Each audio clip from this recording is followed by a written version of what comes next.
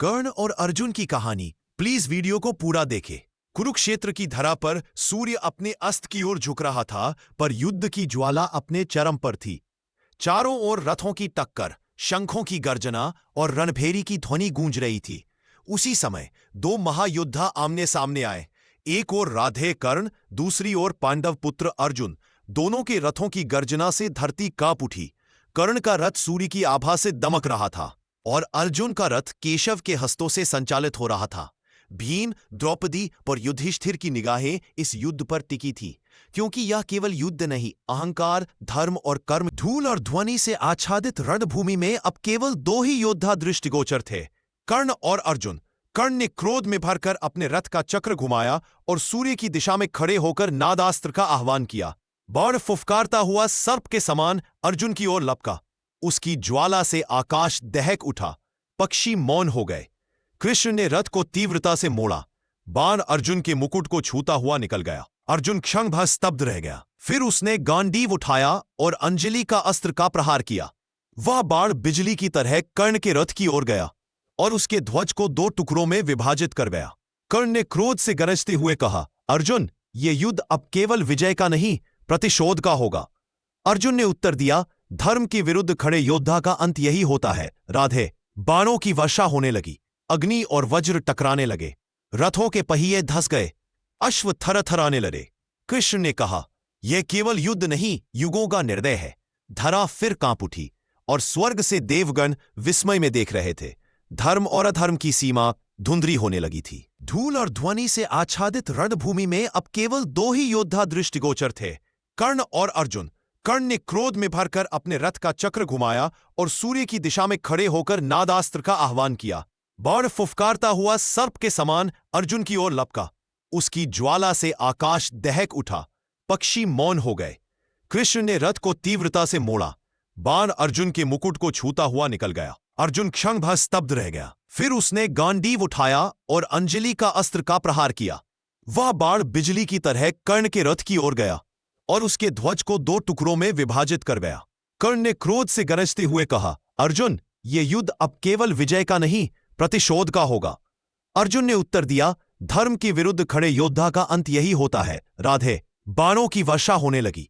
अग्नि और वज्र टकराने लगे। रथों के पहिए धस गए। अश्व थरथराने लगे। कृष्ण ने कहा, यह केवल युद्ध नहीं, युगों का निर्णय है। धरा फिर कांप उठी और स्वर्ग से देवगण विस्मय में देख रहे थे। धर्म और अधर्म की सीमा धुंधली होने लगी थी। रणभूमि में बाणों की वर्षा थमते ही क्षमिक मौन छा गया।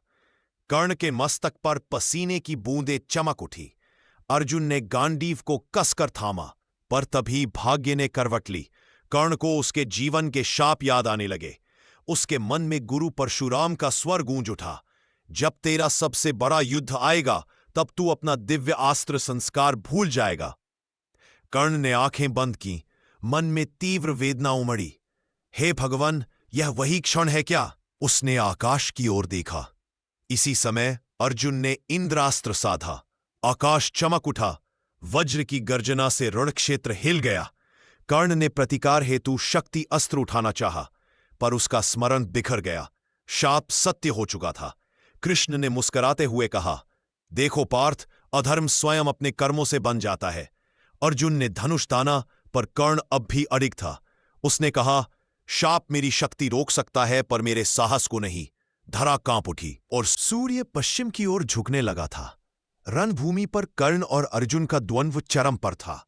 दोनों के बाणों ने आकाश को जाल की तरह भर दिया था, पर तभी कर्ण के रथ का एक पहिया दलदल में धंस गया। अचानक रथ झटका खाकर रुक गया। घोड़े चिंगाड़ उठे। कर्ण ने रथ से उतरकर चक्के को निकालने का प्रयास किया।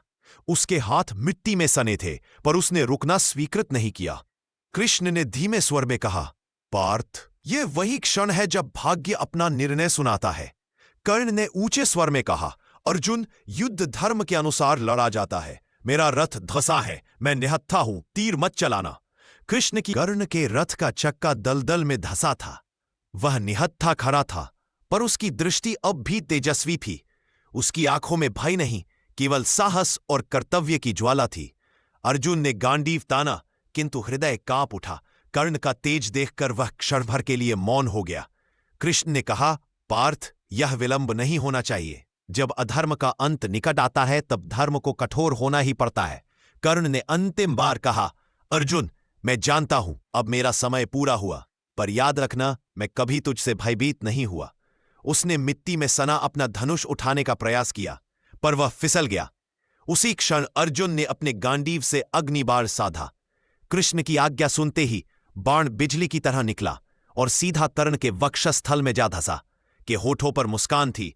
उसने सूर्य की ओर देखा और कहा, हे प्रभु, मैं हार नहीं, मुक्ति पा रहा हूं। वह भूमि पर गिरा। सूर्य अस्ताचल में विलीन हुआ। धरा कांप उठी और समय ठहर गया। कर्ण का युग समाप्त हो चुका था, पर उसका तेज अमर हो गया। कर्ण भूमि पर निश्चल पड़ा था। सूर्य की किरणें अब लाल रक्त से रंग चुकी थी। रणभूमि जो अभी तक बाणों और गर्जनाओं से गूंज रही थी, अब अजीब से मौन में डूब गई। अर्जुन के हाथ से गांडीव धीरे धीरे नीचे झुक गया। उसकी आंखों में विजय नहीं, एक अनकही पीड़ा थी।